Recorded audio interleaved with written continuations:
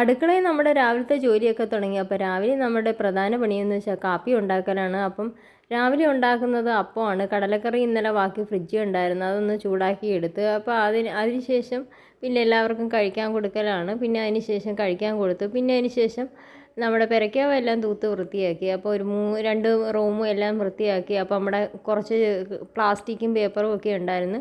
ഇനി തൂത്ത് വൃത്തിയാക്കുമ്പോൾ അടുക്കള വഴി കൊണ്ട് നമ്മളെല്ലാം കൂടെ ഒന്ന് ഒരുമിച്ച് തൂത്ത് എടുത്ത് കളയും. അപ്പം പ്രധാന പണിയെന്ന് വെച്ച് കഴിഞ്ഞാൽ പ്ലാസ്റ്റിക്കും പേപ്പറും എല്ലാം കൂടെ മാറ്റി മാറ്റി ഇടണം. അപ്പം പ്ലാസ്റ്റിക് എടുത്ത് ഹരിതകർമ്മസേനയ്ക്കും എടുത്ത്, പേപ്പറെല്ലാം കൂടെ കത്തിക്കാനും എടുത്ത്. പിന്നെ അതിന് ശേഷം അടുത്ത ടാസ്ക് എന്ന് വെച്ചാൽ അടുക്കള വൃത്തിയാക്കലാണ്. സ്ലാവിൻ്റെ പുറവും പാത്രം എല്ലാം കിടപ്പുണ്ട്, ഇനി അതെല്ലാം വൃത്തിയാക്കണം. അങ്ങനെ ഞാനതും എല്ലാം തേച്ച് കഴുകി വൃത്തിയാക്കി, ഒന്ന് തുടച്ച് വൃത്തിയാക്കി.